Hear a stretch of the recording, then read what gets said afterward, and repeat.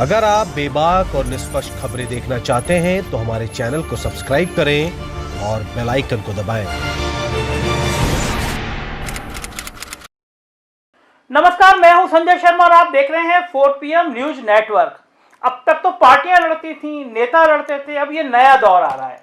अब ये TV channel लड़ रहे हैं। बंबई में जो कुछ हुआ वो आपने देखा, टीआरपी को लेकर जो झगड़ा हुआ आज तक और रिपब्लिक भारत को लेकर वो आपने देखा, अर्नब गोस्वामी का चीखना देखा, आज तक का गुस्सा होना देखा। मगर इस बीच में एक एंट्री यूपी ने भी मार दी। हाथरस में अर्नब गोस्वामी ने सारा एहसान जता दिया था अपना उत्तर प्रदेश सरकार पर।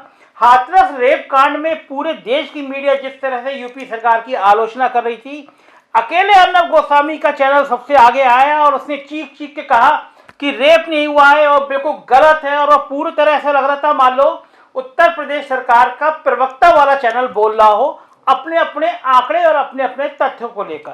खैर, ये इस विवाद में हम नहीं जानना चाहते कि कौन सा चैनल कौन बोल रहा था। कुछ लोग अर्नब गोस्वामी के चैनल को बहुत पसंद करते हैं और कुछ लोग उनके विरोधी आज तक को पसंद करते हैं।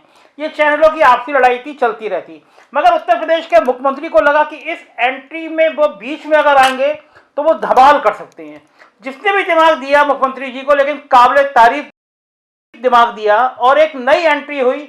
उत्तर प्रदेश के थाना लखनऊ में थाना हजरतगंज में एक FIR दर्ज हुई। एक गुमनाम से अज्ञात से व्यक्ति ने दर्ज करी और टीआरपी को लेकर FIR दर्ज करी।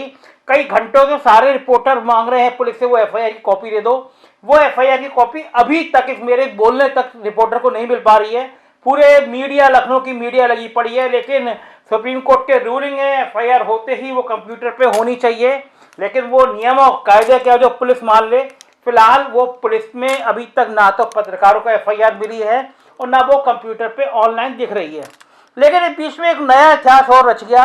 आनंद फानन में CBI को सिफारिश की गई कि टीआरपी के फर्जी बारे में इसकी सिफारिश की जाती है और CBI इसकी जांच करे।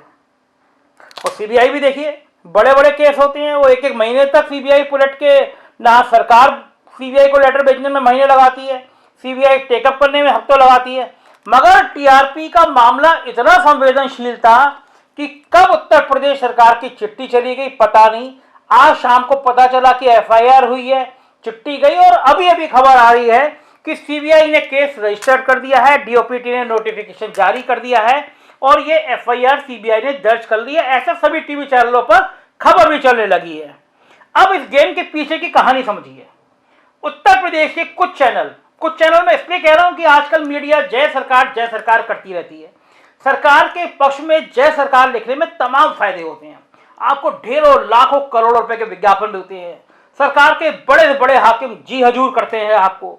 सरकार के यहाँ आपकी आबो भगत होती है, आपको बढ़िया पकवान खिलाए जाते हैं, आपको तारीफ मिलती है और पैसे के संग संग लक्ष्मी आप पे मेहरबान रहती है। अब सरकार के खिलाफ जो खबर आप लिखेंगे तो थोड़े थोड़े तेवर तल्ख होते हैं। अफसर समझाते हैं ठीक नहीं कर रहे हो, आजकल विज्ञापन बंद कर दिए जाते हैं। ज्यादा बोले तो कोई ना कोई FIR करा दी जाती है, वरना तमाम एजेंसियां जो आपकी जांच करने में लग जाएगी। कुछ ज्यादा होंगे तो आपके अड़ोसी पड़ोसी को उकसाकर आपको मरवाया भी जा सकता है। ये मीडिया की लगातार एक साल में परेशानियां हैं जो लगातार कई मौके पर सामने आती रहती है। तो जाहिर है मैं कुछ इसलिए कह रहा हूं कि कुछ चैनल बहुत उग्र हो रहे हैं। वो कह रहे हैं कि आपको जो करना हो करिए, हमें जो सच है वो दिखाएंगे। तो ये एक तरकीब की गई कि अगर कुछ ये लोकल उत्तर प्रदेश के चैनलों को थोड़ा काबू में करके और बंबई में अर्नब गोस्वामी को राहत दे दी जाए तो कैसा रहे। बताया जाता है कि दिल्ली से अनुमति ली गई इस खेल को और उस खेल के बाद में थाना हजरतगंज में एक मुकदमा दर्ज होता है। टीआरपी के फर्जी वाड़े को लेकर मुकदमा दर्ज होता है। आनंद फानन में CBI की सिफारिश की जाती है और CBI उस केस को टेकअप कर लेती है। अब आप घटना को थोड़े बड़े रूप में देखिए। केवल CBI उत्तर प्रदेश के कुछ चैनलों के लिए नहीं आ रही है। टीआरपी का घोटाला हर राज्य में होगा। हम मानते हैं कि मीडिया भी इस मामले में थोड़े बहुत खेल करती है, चाहे वो प्रिंट मीडिया हो चाहे वो इलेक्ट्रॉनिक मीडिया हो, सर्कुलेशन के मामले में या फिर टीआरपी के खेल के मामले में। तो जब आपकी कोई कमजोरी सरकार के पास में होगी तो जाहिर है सरकार उसका भरपूर उपयोग करेगी। और जब अर्नब गोस्वामी को फायदा भी मिल सकता हो, आप उन महाराष्ट्र सरकार को काबू में भी पा सकते हो, तो इससे अच्छा उपाय क्या है। तो उत्तर प्रदेश की राजधानी लखनऊ में जो मुकदमा दर्ज हुआ है, हकीकत में इस मुकदमे की आखिरी छोर महाराष्ट्र तक पहुंचेगी। CBI ये कहेगी आने वाले दिनों में कि टीआरपी के फर्जी वाड़े को लेकर एक मुकदमा दर्ज है।